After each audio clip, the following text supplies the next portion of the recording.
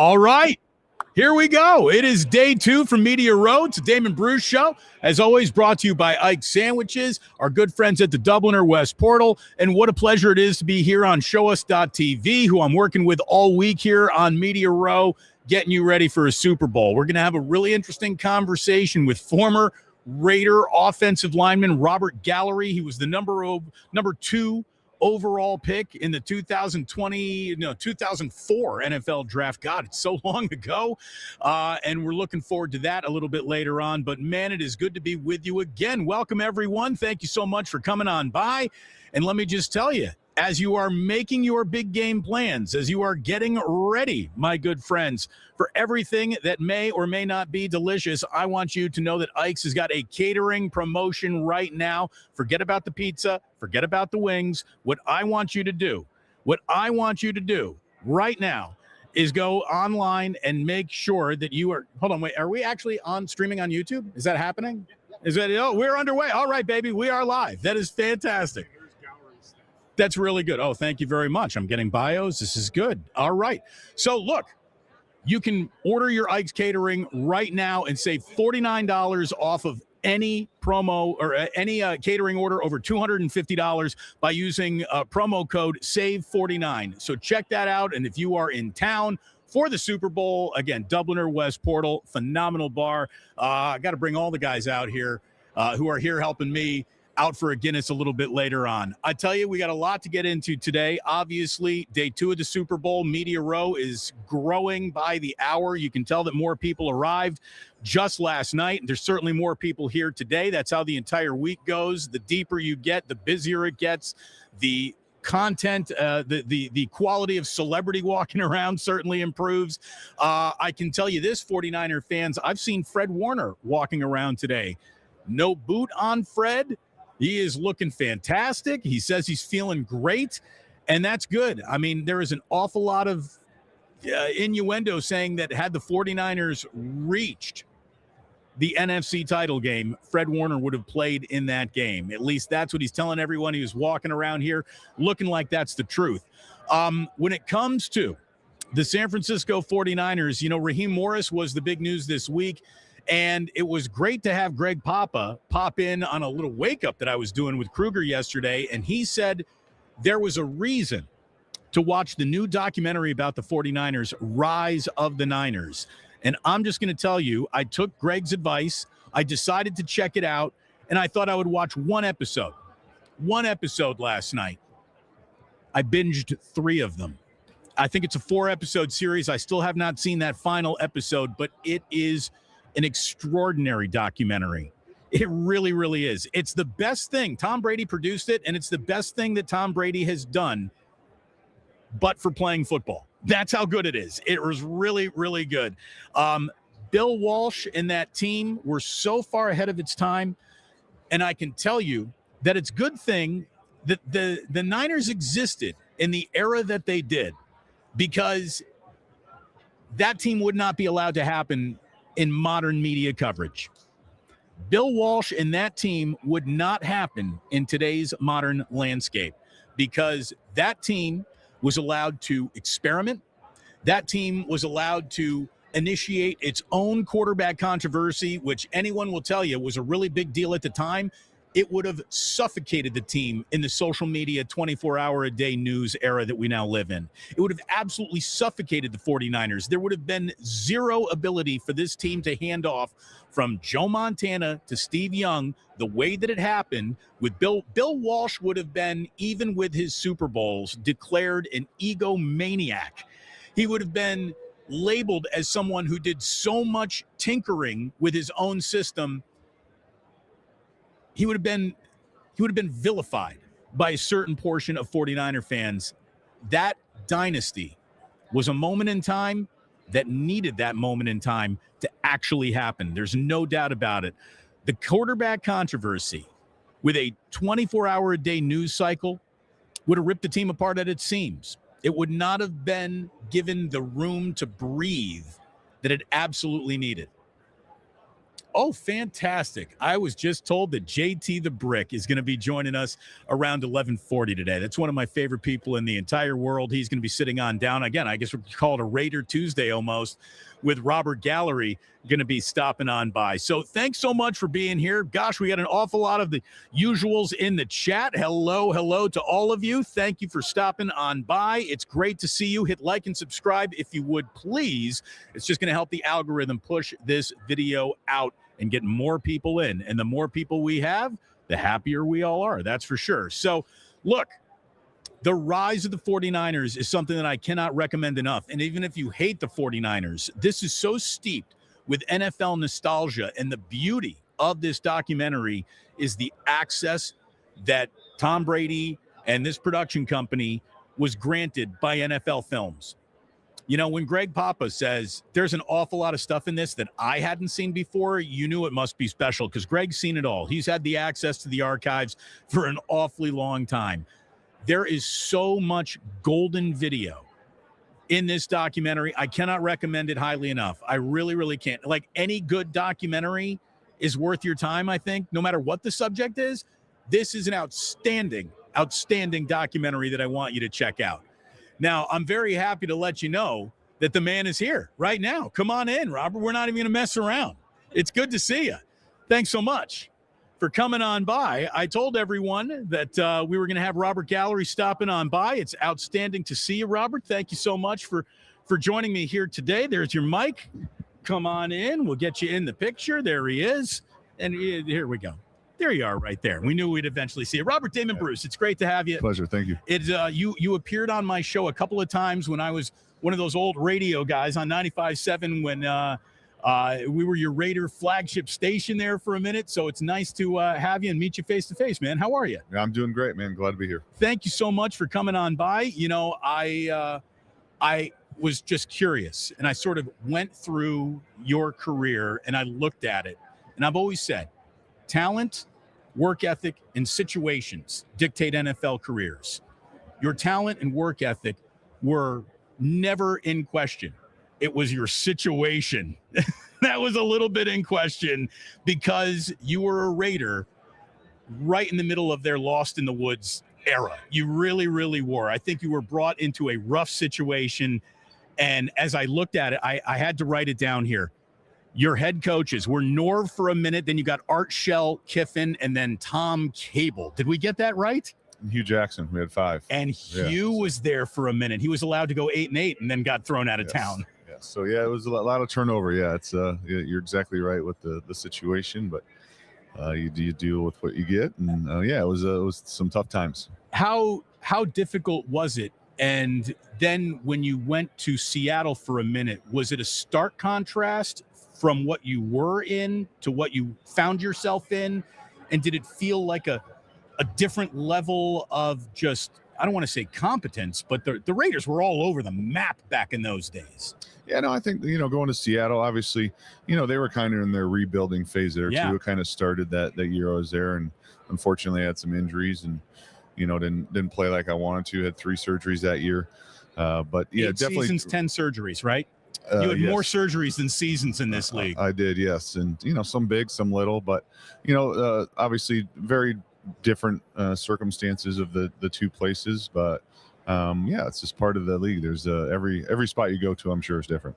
When you look back on the career, the playing days, is there a fondness attached to it, or did it feel like more of a grind that you got put through? Because I know your days at Iowa were cloaked in glory. And then you kind of get put in like I said, a situation that find me the Raider that had an awful lot of success back in those days. It was tough to do.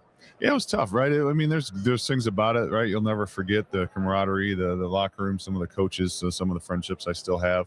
But the starting over every year, was mentally draining, right? New system every year, new coach, new technique. So that part of it, right? People have asked me in the past, so I wasn't the greatest thing in the world. I'm like, some things, but some of it too, I don't miss, right? Like, never got a chance to make the playoffs, let alone make a run for a Super Bowl. So those things, that's why you do it. It's like the money and starting and all that's great. But that's not why we do it. That's not what the competitive edge we have is. Not for that stuff. It's you do stuff to win. And that's, I was fortunate at Iowa with that, right? We started out 1-10. We built a program, had a lot of success. Coach Ferentz is still there 27 years later for a reason. So that's the stuff you miss that I think the normal fan doesn't think about. Just they see that you played in the NFL and everything was all great. And so there's definitely things you miss. I got to tell you, Robert, I went to Indiana University. So I don't have to explain to you what my favorite games were this year. What a season. As someone who played against Indiana, could you have ever imagined? I mean, not but for the NIL era and Kurt Signetti, could that have ever happened? I still can't believe it happened. I wouldn't bet on it if you asked me that. I wouldn't have placed that bet, but good for them, right? That's bringing in a good coach, starting the right culture. Obviously, NIL helps. But like you said, thinking it would be Indiana University, I don't think too many people took that bet. No one took that bet. My second favorite moment of the college postseason was what Iowa did to Vanderbilt and Diego Pava. That was beautiful. Look at Iowa. Offense. What a concept. Throwing the ball around. It's a little different. Yeah, it's great, right? They made some changes, built around Tim Lester and his his scheme and his play calling and the right guys, right? They got a quarterback that they really, came in and really like him, a great teammate, a good quarterback. The team bought into him, who he was as a person. So I'm not surprised by it, but yeah, there was a lot of gratitude in that game, that bowl game, watching that. And you look back at their losses, right? The small margin of loss. To Indiana. Yep. I mean, Indiana just got out of Ames with it, they're not Ames, pardon me. Iowa City, yeah. Iowa City, my goodness. So there's two cities to know, and I screwed it up, pardon me. But, that was one of the biggest hold-your-breath games Indiana played all year. Yep, and that just shows how close it is, right? We can all be Sunday morning quarterbacks, but looking back, a couple plays in those games, and we're just like my junior year, we were, 1-10, 11-1 going into the Orange Bowl, got beat by Iowa State, who we shouldn't have, right? And I still think back, still bothers me. We could have been 12-0 that year going into that bowl game. So you're originally an Iowa boy. You're from there. Are you still out here in the Bay, though? Do you still live in the Bay? We live in Lake Tahoe, so we left the nice. Bay, we moved up in the mountains. So yeah, love the country and the mountains and the lake and the snow. We were just up there with the family last week, and it was gorgeous, absolutely gorgeous. We got friends who got a place right outside of North Star, and just phenomenal. That's great. It's a great place to live. We're a little bummed. It's been kind of a weak winter, so we don't. I'd love 40 feet of snow. Some people don't, but I wish. That's why we live there. We want the snow sports, but it's a great place. Are you a skier? Are you a snowboarder? Snowboarder and snowmobiles. We do a lot of backcountry snowmobiling. Very cool. And then snowboarding with the kids, and yeah, it's great. Great living. I love it. How many kids? We have three. Three? We have 16-year-old girl, 14-year-old girl, and a 10-year-old boy. Do you want your son to follow your athletic footsteps in any way, or are you someone who's been through football so much that that's not something you want for your son?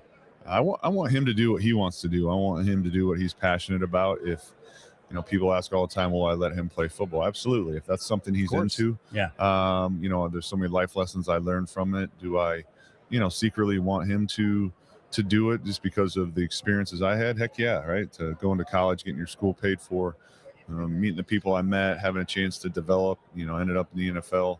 But whatever he does, right, I'm going to be an advocate for him and help push him. And I tell him that if you want the answers, I got a lot of the answers. I'm not saying you're going to make it, but I can teach you how to eat and lift and all these things. So if you want to be great, let's not talk about it. Let's start working on it. I've got a 6-year-old in kindergarten who's in his second season of flag football. He ripped 4 flags for the first time just last week. We had one little chalk talk about pursuit angles. He got it.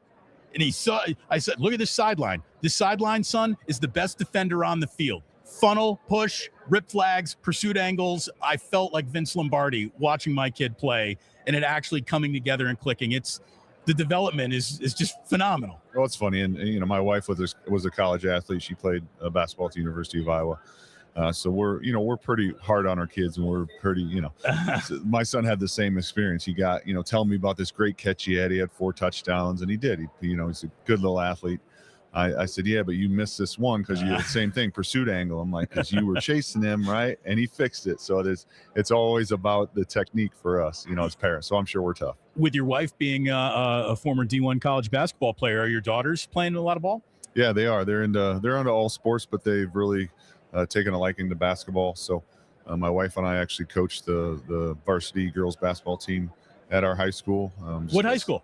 North Tahoe High School. Very nice. Yep, in North Shore, Lake Tahoe. And we have our daughter's a sophomore. She's on varsity next year. Our freshman will be on there, and we're the best coaches for them. That's what we think. That's great. That's great. I'm happy to hear it, man. I'm happy to you sound like you are in a good spot and very happy. It was, I believe, in October, November last year. You shared some pretty dark times that you went through with a story that I think I read in the New York Times, The Athletic.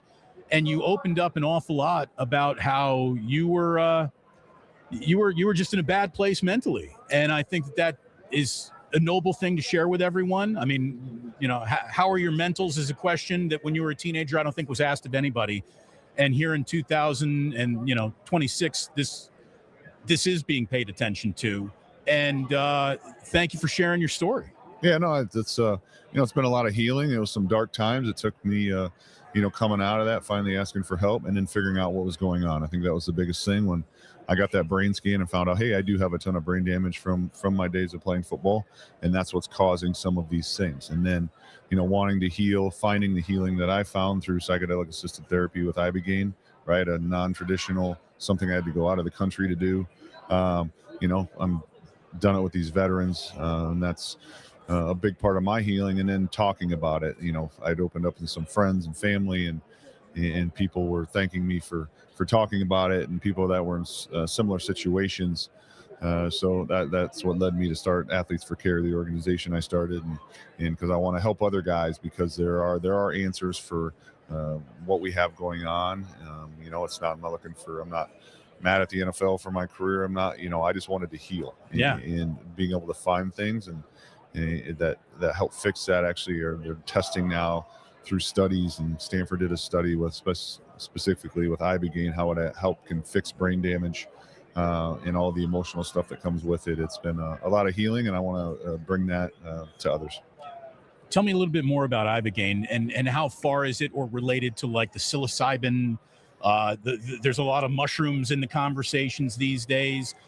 As someone who has been to a few Grateful Dead and Fish shows in my career, I can tell you I'm familiar with the topic recreationally, but it is a disintegration of ego that I think is at the core of any internal sort of healing that anyone needs to go through. There is a stripping of ego and id that comes through this vehicle that I think there's too many doctors in the world saying it's important now for anyone to dismiss it.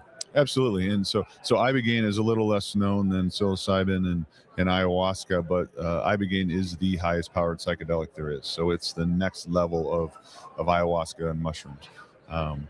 And so it's less known. Is it drink? Do you eat it? It's a African root bark. So you take it in pills. It's a root bark. But it is not something you do recreationally. And that's why there's been a ton of headway with it the past year. Texas was part of a group in Texas that Texas put forth $50 million to study it. Stanford did a study. Dr. Nolan Williams did a study with it. So it actually, helps rewire your brain. It's actually, resetting your brain, your thinking, and also helping fix damage areas. So there's tons of good studies going on right now. Obviously, you still have to go out of the country to do it. But this is not something like the others, not that those others aren't good healing modalities, but this is not something you do recreationally. So I think that's why we'll make progress in getting this passed. What wall has to come down for this to be something that is available in the United States? I think it has to go through the proper channels, and that's not a quick process of FDA testing, right? If we're going to let our veterans and our athletes stay in the country and do this, it's going to have to go through the gamut of testing, and I think it can get done. They need to fast track it. First of all, they got to take it off of a Schedule 1, right? It can't be an illegal drug, which it is not. So there are some big hurdles, but people are stepping up. Americans for Ibogaine initiative. There are people, many states looking to study it. There's laws being passed.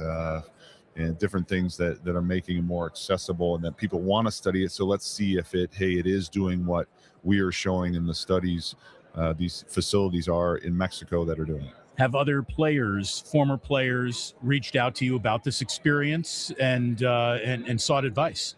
Yes. Once I told my story and then started Athletes for Care, we've had a ton of outreach from different athletes of all sports. And we've actually been helped facilitate probably, at this point, we've been up and running 6 months, pretty strong. We've probably had 10 athletes go down to Mexico, facilitated that introduction, got them down to do the medicine, have more in line to go. Numerous guys talking about my symptoms and what it fixed, that they're in a similar situation. So a lot of guys in the learning phase, and that's why I'm here telling my story.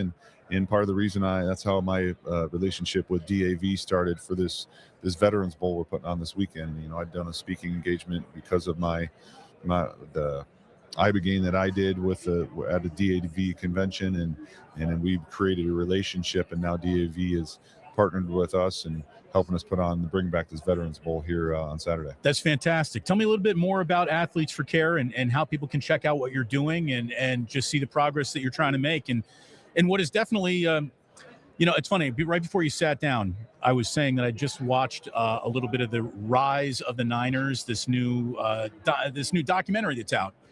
And that is a team that could have only happened at that time, because with the experimenting that Bill Walsh was doing, it would have never been allowed to actually survive the 24-hour-a-day social media cycle. That moment in time had to be met for all of that to happen. And I feel like as you're looking to progress some mental health care and fixing athletes who've been through an awful lot, you are in the moment in time that you need for that to happen. Absolutely. Yep. It's so for us, you can find out more about us, athletesforcare.org. You can donate there. We're part of some research studies. We want to push this forward so more people can do it. It's great for addiction, on top of all the other brain damage stuff. So it is the moment in time. There's a ton of news on it. Like I said, with the different stuff in Texas, American Ibogaine Initiative. This work my friend's veteran group did, vetsolutions.org. They did for special ops guys. There's the one who's kind of started this and did a study with Stanford. So the time is right, and people are talking about it, and there's not the stigma, right? It's okay for men to talk about needing help. It's okay, for me to admit that I almost took my life because things had gotten so bad. I wanted the noise to stop, right? And no one, friend of mine who took his life told me, he's like, no one, wants to commit suicide. They want the noise to stop. And that's what it was for me. It was this constant noise and things in my head. And this medicine, took that away in a weekend. Did you think maybe, I'm not trying to psychoanalyze you or anything, but do you think you were putting pressure on yourself? Was it your career was supposed to be, wasn't, and that's where your pain was coming from? Because I thought, again, if you had been the third pick in the draft, the fourth pick, if you had not been a Raider, I think your career is staggeringly different. Yeah, I think that's some of it, right? That's the emotional part of it. That's the on top of the brain damage and not thinking correctly, it's the ego part of it. Yeah. For sure. Absolutely. Right. Because you're anointed this person and it's all situational. Right. And that's what it is. It's not an excuse. But absolutely, it still bothers me to today. Right. It's still hard to be around this because these guys are playing for Super Bowl. Right. We never played a playoff game. Right. And I'd be lying if I said that didn't bother me. Sure. Well, again, for those who are watching and do not know, you are a college football Hall of Famer. You are a unanimous All-American. When you came out of college, bad motherfucker is the only proper way to describe what you were and what you did. And then, again, the situation, just every single offensive playbook is a brand new language. You had to learn more languages in your first 6 careers than you had seasons in the NFL. Yep. It's one of those. So life lessons, you learn stuff. I'm still dealing with stuff that my own failures, right? I held myself to a very high standard. So things that I think were failures, some things are out of your control. But when you don't talk about that stuff, right, it can lead down a bad path, especially when things aren't working upstairs like they should be. And that's where I was. And then, I can be around it now. For years, I didn't talk to anybody. I didn't talk to the old organizations. I wanted nothing to do with football. My son would turn on the TV and I would rip the thing off the wall, right? That's where I was. And until I found healing, now I'm able to deal with that stuff and live a great life. Will you be watching the game on Sunday? I probably will. If it's a good game, my son will want to watch it, right? But if it's if we're getting a bunch of snow and the snowmobiling's good, I'll be snowmobiling. You'll be outside snowmobiling. I don't live and die it, but I'd love to do what makes my son happy. A stigma that I need changed is more offensive linemen talking. You guys, there's like an omerta. There's a silence among the offensive linemen. It's consistently throughout my entire career the most interesting position group that I've ever spoken with, this interview included. Robert, thank you so much for coming by. My pleasure. It was a real pleasure to have you on, and continued success with everything you do, your charity, and just yourself, man, and your family. God bless. God bless. Thank you very much. Thank you so much for coming on by. There he is, Robert Gallery. Really phenomenal stuff, man. Thank you so very much. You can steal the headphones if you want them. Go right ahead. We have extras. Robert Gallery, thank you so very, very much. A real pleasure. Again, I've talked nothing but football with him a couple times in his career, and to actually get inside a career that was undone by some institutional incompetence that the Raiders were famously known for at the time. That is a huge part of why his career went from right tackle to left guard, from right tackle to left guard to right guard. I mean, they moved him all around, and he was chewed up and spit out by a bad organization. Robert Gallery, with any other NFL team, probably has a different career. And situations dictate careers, I think, more than anything else. By the way, if you were upset that we just dumped on the Raiders a little bit, you'll be very happy to know that we're going to have JT the Brick stopping on by in just a second. We're going to talk to him about Fernando Mendoza, about how Clint Kubiak seems to be the name in waiting, and also catch up with a really good friend of mine all at the same time. So thanks so much to Robert Gallery for coming on by. Love that conversation. Got a lot of love here in the chat. Thank you very much. Again, because I'm here on Show Us TV, I can't bring up these comments, but I see you in the chat. Thank you very much. I was with Damon back when he had first started on KNBR. Many lively debates. Damon was outspoken in his broadcast. I, for one, appreciated him for it. Well, thank you, SRS. Scott in the Bay, there's my man right there. Awesome interview. I thought it was great, man. I thought it was great. And look, I'm one of the least, let's share personal, get all, in touch with our feelings kind of guy there is. But I will absolutely acknowledge that the pivot towards showing some strength by sharing your weakness is a good thing that has happened in sports. And for a guy like Robert Gallery, who again is, 6'7", 300 pounds of just badass, for him to be able to share, he was suicidal. I mean, he really thought about killing himself in a motorcycle accident that luckily he decided to abort that plan. That takes some serious strength. And when I talk about, it feels almost ham-handed to be like, I've taken some shrooms. I kind of know what that is, but there really is. I think a part of it is a stripping of ego that allows you to sort of refocus how you think about yourself. Again, this is why you need a host who's been to a few parties, because he can really help you through this era. And thank you very much. Again, like and subscribe. Thanks to our friends here at Show Us TV. Before our good pal JT the Brick joins us, let me just talk about a couple of other things that are happening here. Yesterday, Roger Goodell had to answer for two things that I know made it a pretty awkward press conference for Roger Goodell. Number one, he had to talk about how Giants owner Steve Tisch's name has come up in the released Epstein Files. And all I can think of is what a real commissioner would do if he were an independent commissioner, and what a commissioner does when he's a commissioner who works at the behest of the owners. And what Roger Goodell is a human shield that gets in the way of owner bullshit. I mean, he really does. And if there's any criticisms being offered up for ownership, he jumps in the way of it and acts like the human shield. Imagine if a current NFL player was involved in the Epstein Files. Do you think that guy might be suspended? Do you think there would be an education or a serious look at what happened there? You bet your ass there would be. But because this is an owner, I mean, it feels like everyone involved in the Epstein Files is just going to get away with fucking murder, and that's disgusting. But it's someone who owns an NFL team who is absolutely partying with underage girls under very suspect situations. What are you going to do about that, Roger Goodell? Anything? Or will you just put a public Band-Aid on it? And at this point in time, that's what we have to call the Rooney Rule. There were 10 head coach openings. One man of color got a job. One man, Robert Saleh in Tennessee.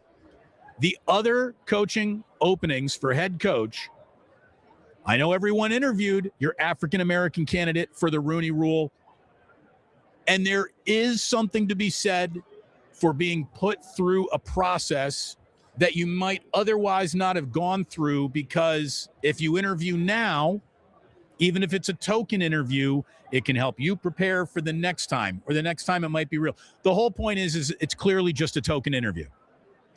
The Rooney Rule is not being used as a training ground as much as it is for a public Band-Aid on this league to say, oh, we're doing our very best we can. It's bullshit. It's absolute bullshit. And the NFL should have to answer for the fact that you have a league made up of a vast majority of African-American men. But when it comes to head coaches in this league, they're far and few between. And there needs to be something said about that and done about that, other than token bullshit interviews that go nowhere.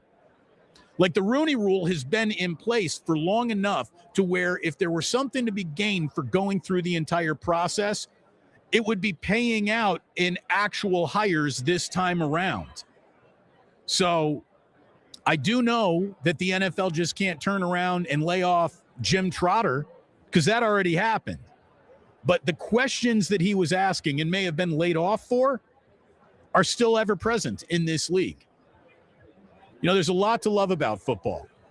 There's an awful lot to love about football. There's also an awful lot of shit to just look at side-eyed and just saying, you know, I can spot the bullshit in the room, and sometimes this league is cloaked in it. Speaking of this league cloaked in bullshit, can we talk about Fanatics and how garbage their merchandise has been this year? The Fanatics is the exclusive outfitter of the NFL and the Super Bowl and makes all the merch. And if you look around the merch attached to this year's Super Bowl, it is shoddy. It is awful. It's terrible. Don't spend a dime. Don't spend a dime on what Fanatics is offering up. This is crap merchandise. This is shoddily made. Their profit margin is huge. They're selling $3 t-shirts for $85. They are selling garbage. And people have been noticing, this is wrong. This is a monopoly. This should not be happening. And I tell you, man, something has got to give. Something has got to give in that department, because it is garbage that I've seen around here.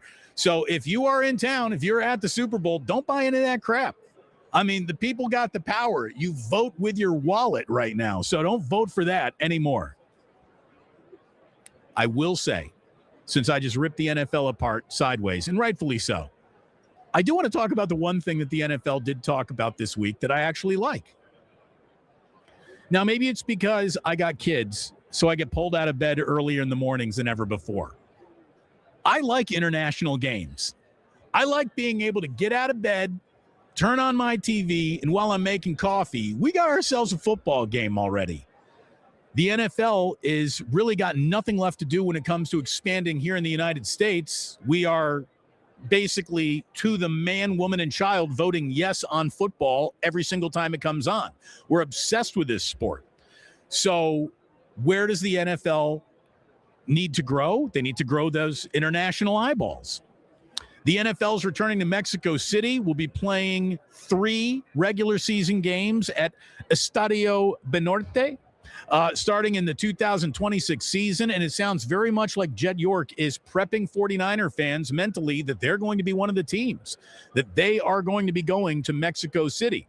The NFL is actually going to be playing 9 international games in 2026. And I know we got a little graph. There it is. Boom. There's that graphic right now. This is where your international games are heading this year. This is Melbourne, Australia. Let me tell you, that's a really long flight. But that would be an awfully fun game to go to. I mean, I love Australians. I love the accent. I love the attitude. If the 49ers get sent to Melbourne, that would be unbelievable. By the way, they won't be, because the Rams are signed up to be one of the teams going to Melbourne. Don't know who the other is. They're going to be playing at the Cricket Ground, which is, I think, the largest cricket stadium in the world. They're going to be having a game in Rio de Janeiro. So they're going to be going back to Brazil.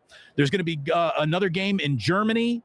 There's going to be 3 games in London. And look, I know that we got a certain percentage of our audience here on Damon Bruce Plus that tunes in from London. London 49er fans have been praying that the international needle would fall on the 49ers and bring them to London.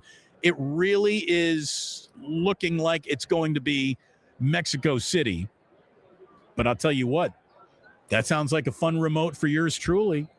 I think I'm going to have to, if the Niners are going to Mexico City, I don't know if we're going to do a watch party that week, because I might be going along with them. I've never been to Mexico City. It's always been a place I've wanted to go. I heard it is now officially one of the 3-4 greatest food cities in the world. And, you know, when it comes to fine dining, whatever, man, give me street tacos. I can make my entire trip out of street tacos. I'll be happy with that.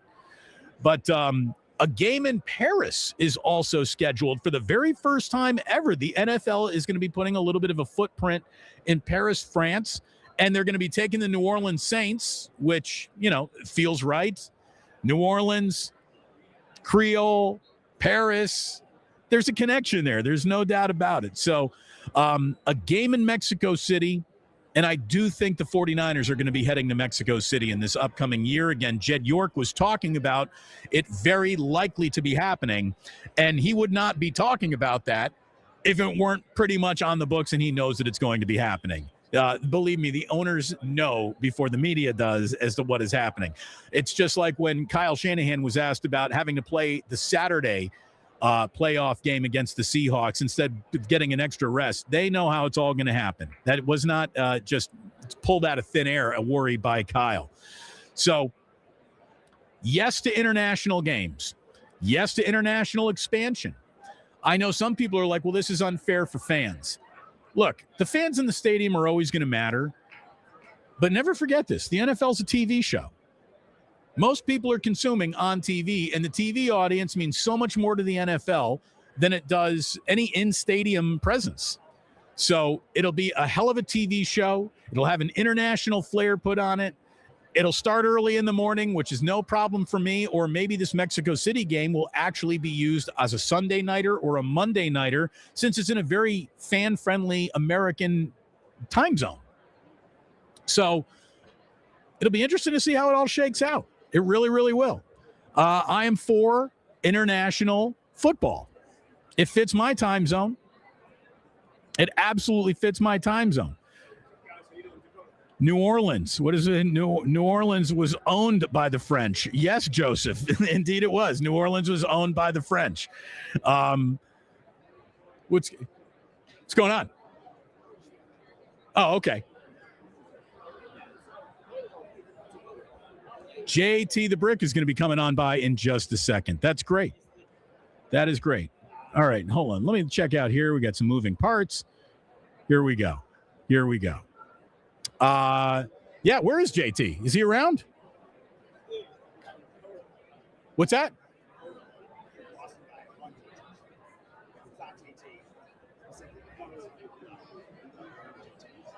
Oh, I'm sorry. I don't. Who are we? Hey, how are you? Nice to meet you. Dakota, what's your name? Dakota. That's my radio name. Not North, not South, Dakota. It's officially Steve Happus, but I'm. Well, sit on down here. Let's start talking then. Where do you want me? Sit on Right here. So you work with JT? No. They call me the JT of Boston. Oh, JT was a long time. yes. Oh, you need to pick up that microphone there. Are we live right now? We are live right All now. right, let's go. Thank you very much for joining, Dakota. No worries. So what station are you based on? Well, actually, I've been a lifelong caller to sports radio for both WEEI and 98.5, the Sports Hub. They're both here. Yeah. I'm probably going to go on both of them live as well because now I don't have to call in. I can be there. Okay. And I've done some hosting and morning shows and some stuff in the middays and the afternoons. And I'm a serial entrepreneur myself, so I like working. And radio, I love to do. It's my passion. So whenever I have the opportunity, I do it. Dakota, it's nice to meet you. First of all, I think we're going to be looking at Seahawks loud in this Super Bowl. What does that mean? What does Seahawks loud mean? They're winning by at least double digits. So I think if the game is close, it's the Patriots game, but it could be a catastrophe because I'm concerned about Drake May's shoulder. Everybody's been downplaying it. He's definitely got something going on in that like AC joint, right shoulder, collarbone, whether it happened in the Denver game when he scrambled and he grabbed it and kind of like was trying to get it loose, or it's been an injury that just finally fell off a cliff. And if you looked at a lot of his throws, people are blaming it on the weather, like the last 3 games, because it was super cold. And he's not a really great cold weather or bad weather quarterback. Even when it was raining down in Miami, the ball was slipping out of his hands. When did it go? When do you think Drake May actually turned into Drake May and not Drake Maybe? Was there a game this season where you really thought, all right, this isn't just like an experiment we're hoping was going to work out. This guy could be the MVP of this league. So he was Mac Jones-like, and Mac Jones was a failure, huge failure for, the 15th pick in the draft. And I'll tell you what, he just saved the entire 49er season. That I know. Well, you know what? If you put him in a system and don't ask him to do too much, like be your franchise, I think Mac Jones will be okay. But we were looking for the next Tom Brady. Right. So Mac Jones had a lot of shoes to fill. He was coming off of after the Patriots signed Cam Newton, and Cam Newton was just throwing ground balls. So like Mac really didn't have to go too far as long as he could throw the ball downfield. But Mac turned the ball over, had no pocket awareness. So when Drake May was in a New England uniform, he was a more athletic version of Mac Jones, and it scared the crap out of me because of all the turnovers. And then he started to take care of the ball. And then when he took care of the ball, the Patriots started winning. If you look at that opening day against the Raiders, they should have beat the Raiders. They had 5 turnovers against the Steelers. They literally could have ran the table for a while if he was more mature and didn't turn the ball over. And if you look at this playoff run right now, especially against the Chargers, I mean, the ball was all over the field, and he was dropping it. He just has that knack of trying to too much like Josh Allen, but he is not aware of his surroundings yet. What was the reaction in Boston to Bill Belichick not making the Hall of Fame on the first ballot? Because let me tell you, the entire world has had an awful lot of fun with Bill Belichick, sort of laughing not with him but at him for the last 18 months or so, between North Carolina not getting another NFL opportunity, the whole Jordan Hudson weird thing where it looked like she groomed him more than he groomed her. Like, there was an awful lot of laughing to be done at Bill Belichick. But the minute that this happened, everyone was like, wait a minute, you don't do that to the greatest football coach possibly in the history of the sport. I think it's a crime that devalues the NFL Hall of Fame. Well, look at what happened this morning. Did you see Schefter's report about Kraft? He didn't get in either, did he? No. So how do you have By the way, maybe Roger Craig did get in, by the way. He would have had to get in, I would hope that Roger Craig So Roger Craig is probably definitely in, but Belichick, there's no reason for him not to be a first ballot Hall of Famer. Kraft, and we're like, well, okay, maybe they had to choose, and they put the owner in because the owner went out and hired Bill Parcells. He went out and hired Pete Carroll, another Hall of Fame. Kraft saved the franchise. I could draw the lines in saying, you know what? If the writers wanted to say, we're going to put one of yous in this year, someone's going in first, and Belichick might still come back and coach, kind of not sure. We're going to do Kraft now and Belichick next year. And there may have been some background politics. Maybe Kraft didn't want to go in with Bill, share the stage. I don't know. This is what everybody was drawing conclusions. But when I found out this morning that Kraft didn't get in, this is a coordinated effort. This is absolutely. This is the 11. I guarantee Bill you. Polian did it. Bill Polian did it. Well, whatever.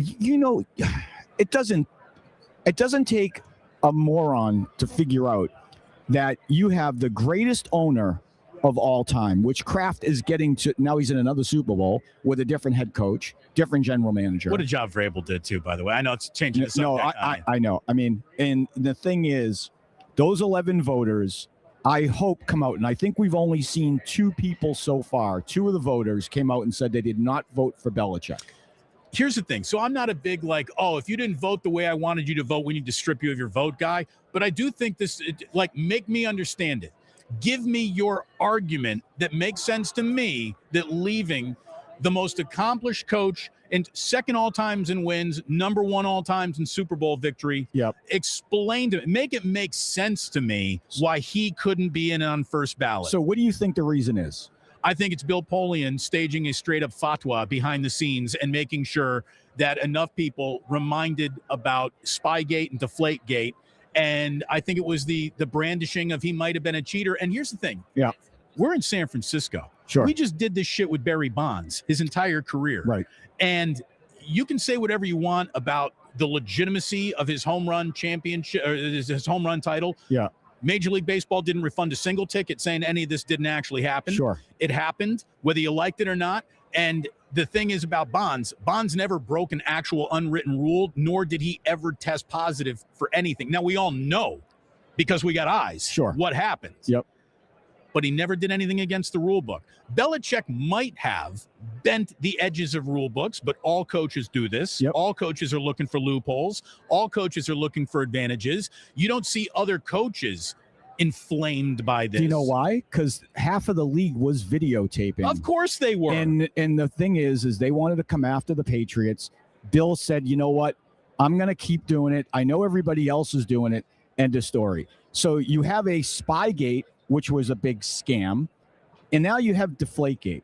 And I don't know where you guys sat on Deflategate, but those are the 2 main reasons why that they're going to go, Bill, you're not getting in, Robbie, you get in. You got these 2 things, right? That's the thing. But I think you had a level of success before any of that happened and a level of success after it happened. They came out and what they have 4 or 5 touchdowns in the second half after they reinflated the balls against the Colts that halftime when that all shook out.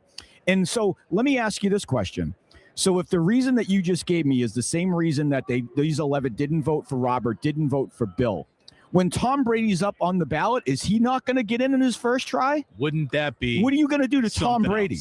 Because he was there for Spygate.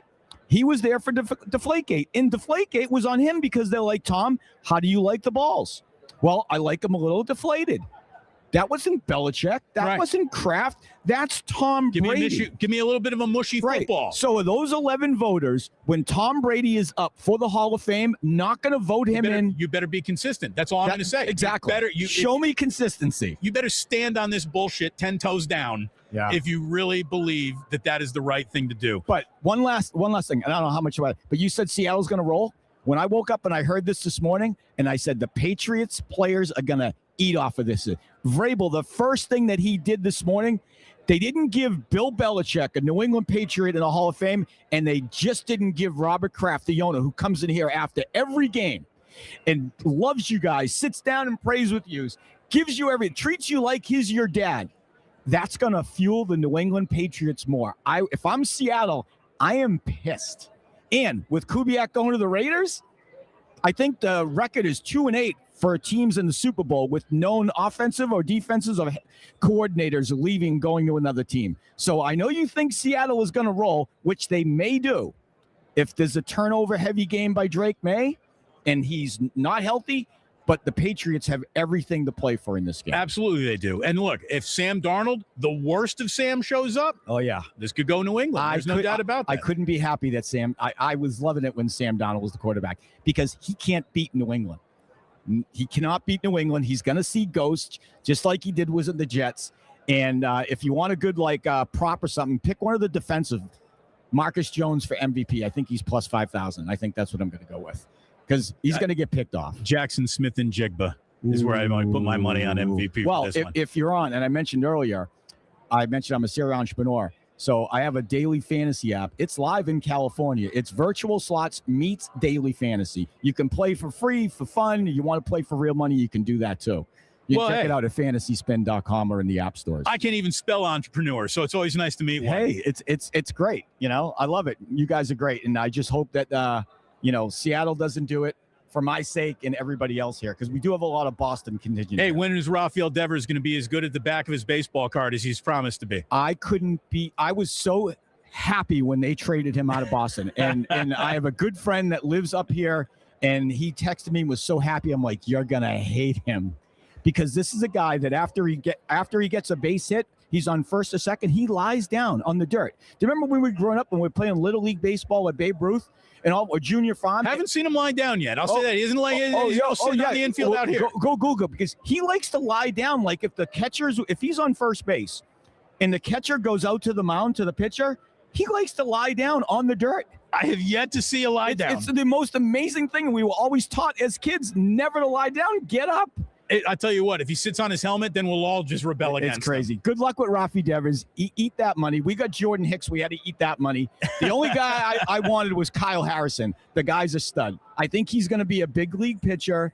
He's got strikeout stuff, and I want to see him. I want to see him in a Red Sox uniform. He's a fourth starter. Congratulations. Not a fourth starter. Hey, listen, if he gets any votes for Cy Young at some point in time, I'm coming back here. We'll do it again. Okay, we're doing it again because I love Kyle Harrison. Dakota, nice to meet you. Thanks for having me. Thank you very much. All right. There you go. So, again, a man who is billed as JT the Brick actually kind of fit the billing. He really did. It was fantastic. I've never met this guy before in my life, and that was was playing tennis with somebody who knows how to play tennis. That was great. Thank you very much for stopping on by. The little surprises on Radio Row. I absolutely love it. That's why we come on down here, and that's why we're very thankful to have all of you watching.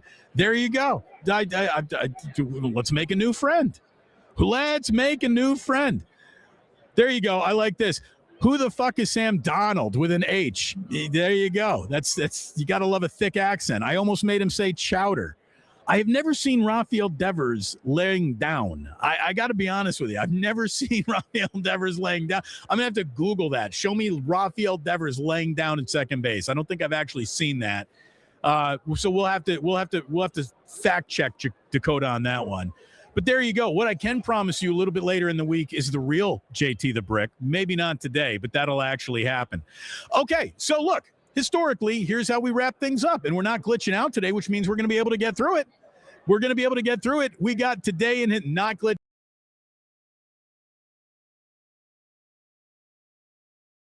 Boys, shots for the boys. Happy birthday, shots all around. Nathan Lane, 70 years old today. Dude, in the birdcage, he's phenomenal. How did he not win an Oscar for that? Warwick Davis, better known as Willow. Remember the movie Willow? Yeah, of course you do. Isla Fisher, by the way, 50 years old today, still hot, redhead, I believe. Let's see. Oh, today is the day that the first time anyone used the phrase, can I get a solid dollar? Can I get a solid dollar? Today in 1690, the very first paper money in America was issued in the colony of Massachusetts. Today in 1947, the coldest weather ever recorded in North America happened in Snag, Yukon. Would you like to quickly guess here at the table, what is the coldest temperature ever measured in America? Minus 17. No, minus 63 degrees, negative 60, minus 63 degrees. You're gonna want to wear a hat that day. You're gonna want to have the gloves on. That is like instant frostbite if you stepped out in that weather, honestly. Let's see. Today in 1953, Jacques Cousteau's book, The Silent World, was published. It helped become a oceanic phenomenon. I mean, am I watching old Wild Kingdoms and whatever the show is Jacques Cousteau was? I remember those when I was a little kid. And then, of course, most of you know Bill Murray's parody of Steve Zissou, which was the Jacques Cousteau spinoff. Anyways, what else we got? Oh, I should have actually asked Robert Gallery about this, because if you grow up in Iowa, this is one of the biggest things that ever happened in the state of Iowa. Today in 1959, it's officially the day that the music died. Big Bopper, Buddy Holly, Richie Valens, and their pilot were all killed when their plane went down in Clear Lake, Iowa. And then we got the what is it? Don Martin's Miss American Pie, which is what is that? Don McLean. No, yeah, not Don Martin. That's a former radio executive. Don McLean is one of the all-time one-hit wonders, and I would say he's a one-hit wonder with maybe the worst songs of all. It's not a great song. It goes on way too long. You certainly can't dance to it, but it does tell a story. Everyone loves a story. Okay. Oh, here you go. We love the advent of a phrase. We love it. Where did that phrase come from? Where did that word come from? Well, today in 1960, the famous Italian film La Dolce Vita, which is The Sweet Life, it's a Fellini film, Federico Fellini. It's absolutely hailed to this day as one of the most important films in cinematic history. The film gave us the word paparazzi. We do not have the word paparazzi, but for La Dolce Vita and Fellini. So there you go. Thank you very much. I love saying the word paparazzi. Look, I mean, we're surrounded by paparazzi. This event is basically a paparazzi event here in the Super Bowl, and you can actually see people are now walking with celebrities eating chicken wings, filming them. It's a nice activation. By the way, that's not even a wing activation. It's for bounty. So what Bounty is having you know what, we're gonna have to do a little walk and talk a little around. We're gonna have to have a little a video of look at this shit going on here. They have a whole activation by Bounty, the quicker picker up or the paper towel, that they pull everybody over because it looks like you're gonna get wings, but then they want you to check out how easy it is to clean off your fingers with paper towels. It's pretty clever. It got me. I look at it this way. I don't think I want any paper towels. I could use some wings, though. Let's see what else we got today. You want to feel old? Again, we normally don't do this, talk about today in music, because we would get stuck on that. The number one song in America today in 2021 was It Wasn't Me by Shaggy. Catchy as hell. That song is now 25 years old, everyone. Did you want to feel young today? I'm gonna bring that to a screeching halt. That song is 25 years old by Shaggy today. Let's see. Also today, the Harry Potter author J.K. Rowling was made a knight at the Legion d'Honneur in France, the highest civilian award to give in France. My goodness. For writing a book that dorks love. I mean, look, there's no doubting Harry Potter. It was a big deal. By the way, I want to thank. We got Joshua coming on in here with a $5 super saying also on Today in History, my son Matthew, born today. Born Super Bowl Sunday morning during Niners and Ravens back in 2013. Best and worst night of my life. Yes, you got your son. You didn't get your Super Bowl. And if you think you would never trade one for the other, so you definitely came out ahead. There's no doubt about that. Joshua, thank you for sharing that. Happy birthday to your son, Matthew, 13 years old. That 13 years ago, that Super Bowl was the very first Super Bowl I ever covered in person. First time I ever went to what was known as Radio Row. There isn't even enough radio left on this row to call it Radio Row. It is now Media Row, and that's the world we're living in. I want to thank all of you for living in this world with me today. We want to thank our friends here at showus.tv for getting us up on the air on their incredible platform. And I tell you what, we will have even more for you tomorrow. And we are encouraging you to check out a way to come on in and join us. You're going to actually be able to join the conversation. That's the whole point of this medium. So we're going to make sure that you know where to sign up for that, and hopefully you come on in and join the conversation tomorrow. I want to thank Kashi, who produced this back in England, of all places. Thank you very much. I'm sorry the 49ers don't look like they're heading your way, Kashi. Thank you to Andrew Bach for engineering and producing this one. Aaron Glatzer, he is the guy with the plan. Thank you very much to him. Thank you to Robert Gallery, who we've known for a long time. Thanks to Dakota, who we just met today. Again, I don't even know how that happened, but I'm glad it did. That was great. Thank you so much for tuning in. It was great to see you, and we actually get to reach the end of today's show, which means it's always my pleasure to let you know that sports don't build character, they reveal it. And like that, He is gone.